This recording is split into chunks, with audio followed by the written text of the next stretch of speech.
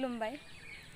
खन्थाइ बिबार हान्जानि दैदेनगिरि सामलायगिरि आरो बिजिरगिरिफोरनिसिम आंनि अननाय आरो सिबिनायखौ जासिहरो आरो लोगोसे गोदान बोसोरनि बयनिसिमबो गोसो गोरबोनिफ्राय गाहाम हामलायनाय जासिहरो।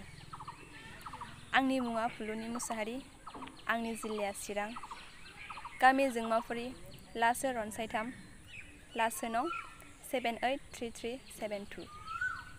खन्थाइ बिबार हान्जायाव अनलाइन खन्थाइ आवरायनाय बादायलायनायाव आं गावनो सुजुनाय दोंसे खन्थाइ आवरायनो आखायाव लाबाय। खन्थाइनि मुङानो जादों जोंनो उदां नांगौ। जोंनो उदां नांगौ। नांगौ जोंनो दिनै उदांनि रायजो, नांगौ जोंनो दिनै गोथां सोरांनि लामा। दुलाराय बुहुमनि बर' फिसाफोर, फै जों बयबो खौसे।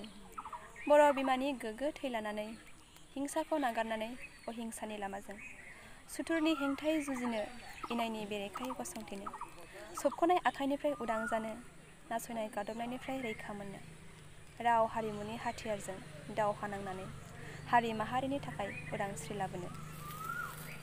बर' हारिनि आंगो गाननाय जोमनाय, दानाय लुनाय, आरोबाव दामनाय देनाय, मोसानाय मुसुरनायजों हारिखौ सिनायथि होनो, हारिनि मानखौ लाखिलांनो, बुहुमनि गुवार बिखायाव बर' हारिखौबो मुंदांखा खालामलांनो। रोजा रोजा बर' सुबुंनि जिउ खोमानांनाय, सानख'नो हायै बर' आइजोफोरनि खास्रि बिस्रि जिनाहारि खालामजानाय, बुंस'नो हायै गोबां बर' आइजोफोरनि खाफालनि सिन्दुर खोमानांनाय, आयौ उदांस्रि, बर' माहारिनि नों बेसे आगोमा। नोंखौ नागिरबायो सुबुं माहारिया उखैहाब गांहाब सान्दुं अखा, खाराव माराव गोदाव सोराव बानाय मेंनायखौ नेवसिनानै गावनि आथिङाव गावनो गसंनो। बर' हारिखौ गेरेमसा महर होनो, बर'नि राव थुनलाइखौ फोथांनानै लाखिनो, बर'नि हारिमुखौ मेहेरगोनां खालामनो, जोंनि सानस्रिखौ गेवलांसार होनो, जोंनि हारिनि मोन्थाइखौ गायसंनो, बुहुमनि गुवार बिखायाव गोजोनै थांनानै थानो। बेनिखायनो जोंनो नांगौ उदां, नांगौ जोंनो दिनै उदांनि रायजो। गोजोन्थों।